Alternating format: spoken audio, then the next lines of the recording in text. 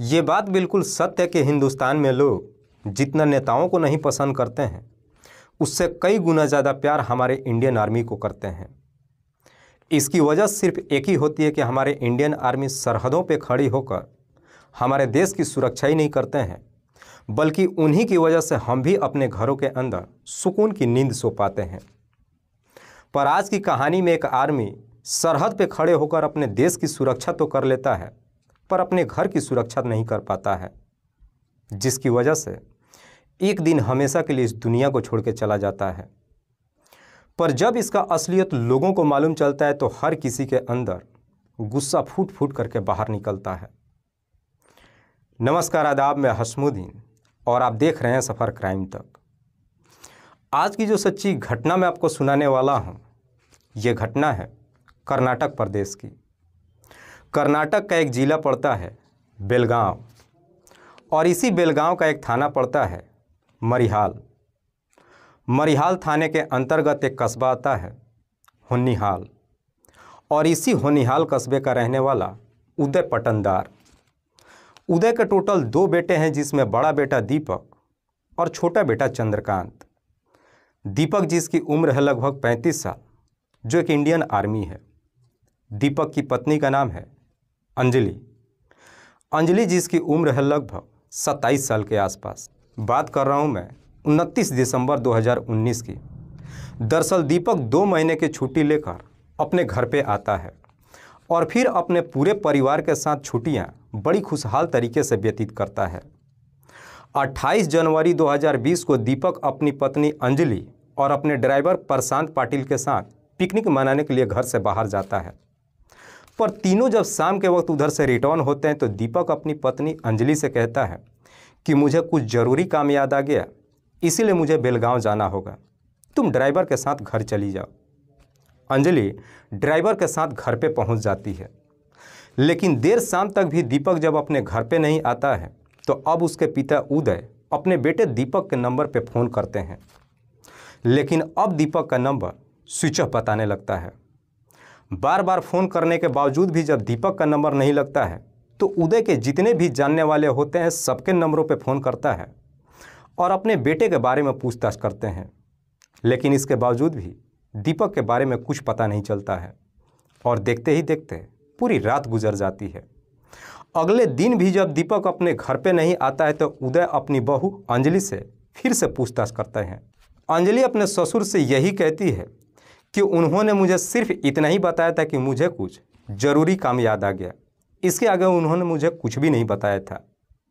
लेकिन अंजलि जब इस तरह की बातें अपने ससुर से कहती है, उदय को अपनी बहू की बातों पर यकीन नहीं होता है और फिर अंजलि को तरह तरह का फटकार लगाने लगते हैं, जिसे सुन करके अंजलि को भी गुस्सा आ जाता है।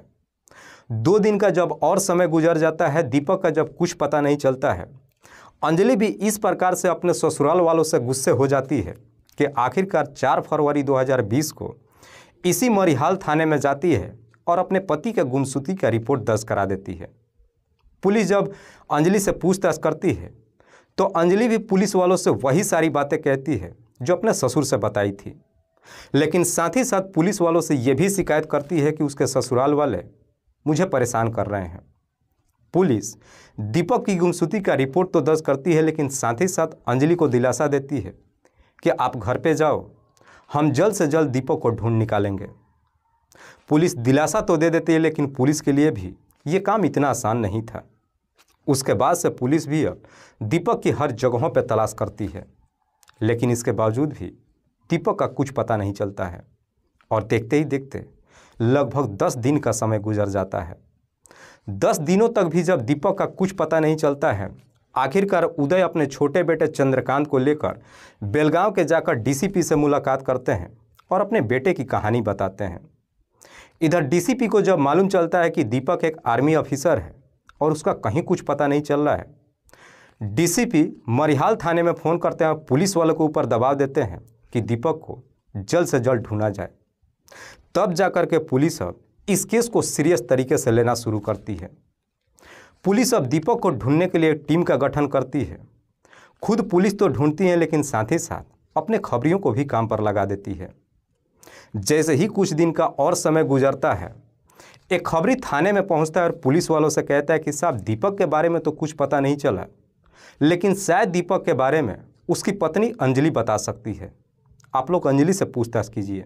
खबरी जैसी इस तरह की बातें पुलिस वालों से कहता है और पुलिस अंजलि का बैकग्राउंड खंगालना शुरू कर देती है और तभी पुलिस के हाथ अंजलि के विरोध में कई तरह के सबूत मिल जाते हैं।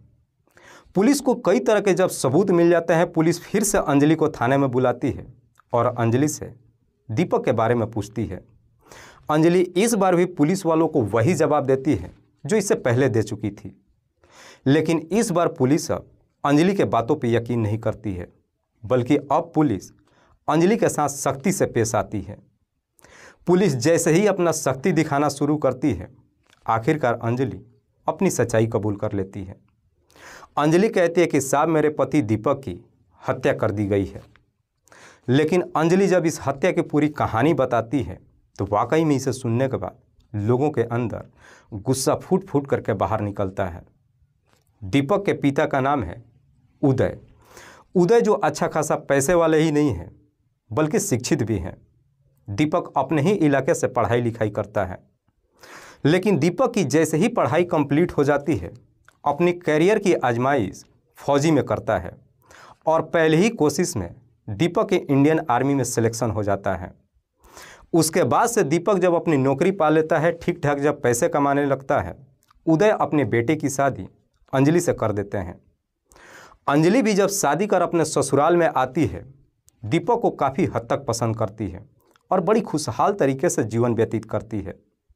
धीरे धीरे जब समय गुजरना शुरू होता है, लगभग 6 से 7 साल का समय गुजर जाता है। लेकिन जैसे ही 6 से 7 साल का समय गुजर जाता है, अब अंजलि को एहसास होने लगता है कि दरअसल उसे अपने पति की काफ़ी कमी महसूस हो रही है, क्योंकि दीपक साल में कभी 2 महीने की छुट्टी लेकर घर पे आता था। 2 महीने कब कैसे बीत जाता था अंजलि को मालूम ही नहीं चलता था। दीपक जब वापस अपनी ड्यूटी पे चला जाता था, अंजलि अपने पति के लिए बेचैन हो जाती थी। यह सिलसिला लगभग 6-7 महीनों तक चलता है। अंजलि कैसे भी करके अपने घर परिवार वालों के साथ एडजस्ट तो कर लेती है, लेकिन जैसे ही 7 साल का समय गुजर जाता है, अब अंजलि से बर्दाश्त नहीं होता है। अंजलि को जब अपने पति की कमी महसूस होने लगता है, अंजलि अब इधर उधर ताक झांक करना शुरू कर देती है। तभी अंजलि की नज़र अपने ही ड्राइवर प्रशांत पाटिल के ऊपर जाती है। प्रशांत जिसकी उम्र है लगभग 28 साल के आसपास, जो देखने में बेहद ही हैंडसम। दरअसल अंजलि को भी अपने ड्राइवर पर नज़र सिर्फ इसलिए जाती है क्योंकि अंजलि जब अपने ड्राइवर के साथ कहीं भी घूमने के लिए जाती है तो प्रशांत भी अपनी मालकिन की खूबसूरती देख ढेरों सारी तारीफ करता है, जिसे देख करके अंजलि को भी समझने में देर नहीं लगता है कि प्रशांत उसे पसंद करने लगा है। जैसे इस तरह का ख्याल अंजलि के दिलो दिमाग पे आता है, एक दिन सुबह सुबह अंजलि प्रशांत के नंबर पे फ़ोन करती है और अपने घर पे बुलाती है और पूरे बन ठन करके गाड़ी में बैठती है और उससे घूमने के लिए बाहर जाती है। जैसे ही बन ठन करके गाड़ी में बैठती है, प्रशांत को बर्दाश्त नहीं हो पाता है और ना चाहते हुए भी अंजलि की खूबसूरती की तारीफ करता है। इस दुनिया की कोई भी ऐसी महिला नहीं है जिसे अपनी खूबसूरती सुनकर उसे पसंद न आए। प्रशांत जैसे ही अंजलि की खूबसूरती का तारीफ करता है, इधर अंजलि भी उसी मौके का इंतजार कर रही थी। अंजलि प्रशांत से कहती है कि अगर वाकई में तुम मुझे पसंद करते हो तो आज मैं बन ठन करके तुम्हारे लिए ही आई हूँ। तुम मुझे अपनी मनपसंद जगह पर लेकर के चलो। आखिरकार प्रशांत और अंजलि दोनों एक पार्क में जाते हैं। कुछ देर तक वहाँ बैठ करके बातचीत करते हैं। उसके बाद से दोनों बेलगांव के एक होटल में जाते हैं और 3 घंटे के लिए एक कमरा बुक करते हैं। जैसे ही दोनों कमरे के अंदर जाते हैं, दोनों मिलकर शर्म की सारी सीमाएं लांघ देते हैं। एक बार जब दोनों सीमाएं लांघ देते हैं, उसके बाद से ये सिलसिला कभी रुकता ही नहीं है। उसके बाद से अंजलि अब अपने ही घर में खुशहाल तरीके से रहना शुरू कर देती है, बल्कि आए हर दूसरे दिन अंजलि बन ठन करके अपने ड्राइवर के साथ बाहर निकल जाती है। बार बार जब अपने ड्राइवर के साथ घूमने के लिए जाती है, देख करके अंजलि के ससुर उदय को कहीं ना कहीं अंजलि के ऊपर शक हो जाता है। इसलिए उदय एक दिन अंजलि से पूछताछ भी करते हैं और उसे ड्राइवर के साथ बाहर जाने से मना भी करते हैं। लेकिन जैसे ही मना करते हैं, अंजलि अपने ससुर के ऊपर ही टूट पड़ती है। कहती है कि पैसा मेरा है, पैसा मेरा पति कमा कर देता है, तुम्हें क्या तकलीफ है, मैं जहाँ भी जाऊँ आज के बाद से मुझे कभी भी टोकने की कोशिश मत करना।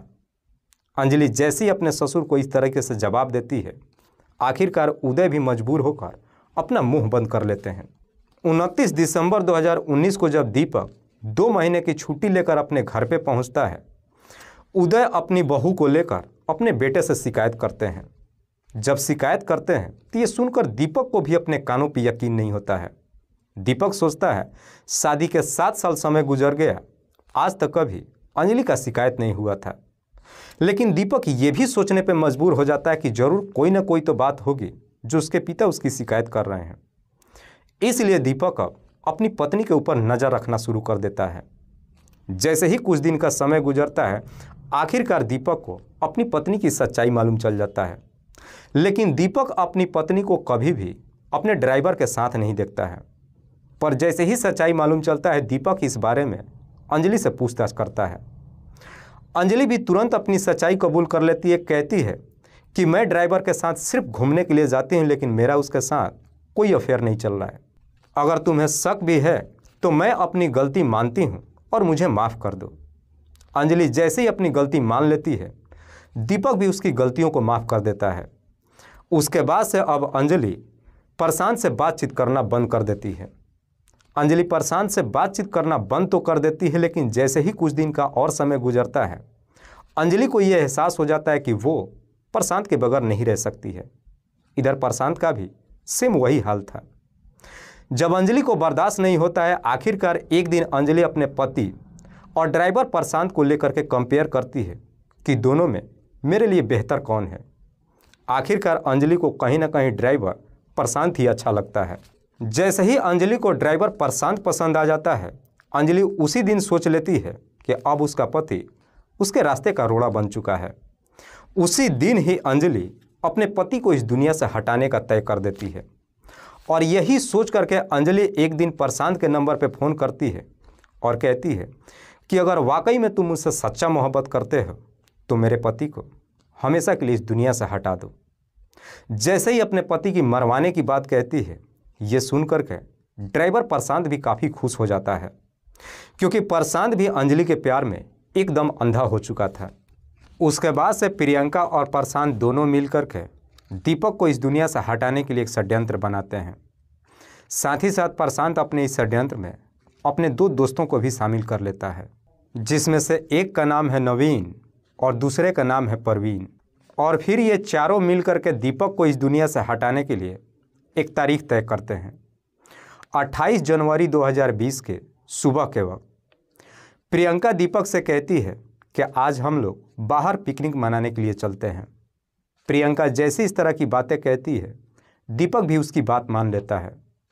और फिर दीपक अपनी पत्नी प्रियंका और अपने ड्राइवर प्रशांत के साथ मिलकर सुबह सुबह अपने ही कार से पिकनिक मनाने के लिए अपने घर से निकलता है और सीधे गोडचन मलक्की पहुंच जाते हैं। जैसे ही तीनों वहां पे पहुंचते हैं, इधर प्रशांत के भी दोनों दोस्त अपने साथ कुछ शराब की बोतल लेकर वहां पहुंच जाते हैं। दरअसल दीपक पहले से ही प्रशांत के दोनों दोस्तों को जानता था। जब दोनों उसके दोस्त शराब लेकर के वहां पे जाते हैं, प्रशांत दीपक से भी शराब पीने की बात कहता है, लेकिन दीपक शराब पीने से इनकार कर देता है। लेकिन जब उसकी पत्नी प्रियंका शराब पीने की अनुमति दे देती है, उसके बाद ये चारों बैठ करके वहीं पे एक साथ शराब पीते हैं। लेकिन प्रशांत अपने षड्यंत्र के तहत अपने दोनों दोस्तों के साथ मिल करके सबसे ज़्यादा मात्रा में दीपक को शराब पिलाता है। दीपक जैसे ही नशे में चूर हो जाता है, उसके बाद प्रशांत अपने दोनों दोस्तों के साथ मिलकर दीपक को बगल के जंगल में लेकर जाता है। तब तक अंजलि भी कार में बैठकर उन सबको वापस आने का इंतज़ार करती है। प्रशांत जब अपने दोनों दोस्तों के साथ मिल करके दीपक को जब जंगल में लेकर जाता है, अपने पास से एक तेज़ धार हथियार निकालता है और उसी हथियार से दीपक की हत्या कर देता है। उसके बाद से प्रशांत के दोनों दोस्त मिल करके दीपक की डेड बॉडी को 4 अलग हिस्सों में कर देते हैं और फिर सबको अलग अलग जगहों पे फेंक देते हैं। उसके बाद से तीनों वापस कार के पास आते हैं और सब के सब वापस अपने घर चले आते हैं। लेकिन प्रियंका जब अपने ड्राइवर के साथ शाम के वक्त अपने घर पे पहुंचती है, तो उदय प्रियंका से अपने बेटे दीपक के बारे में पूछता है। प्रियंका अपने ससुर से कहती है कि वो एक काम के सिलसिले से बेलगांव चले गए हैं। वाकई में प्रियंका जब ये पूरी कहानी पुलिस वालों को बताती है तो पुलिस प्रियंका के तहरीर पे प्रशांत और प्रशांत के दोनों दोस्तों को भी अपने कस्टडी में लेकर आती है। फिलहाल पुलिस ने इन चारों आरोपियों को अपने कस्टडी में लेकर इन सब पे गंभीर धारा में मुकदमा दर्ज करके जेल भेज दिया है। दोस्तों, इस पूरी घटना के बारे में आप क्या सोचते हैं? आप अपनी राय हमें कमेंट बॉक्स में ज़रूर दीजिएगा। तब तक के लिए जय हिंद, जय भारत।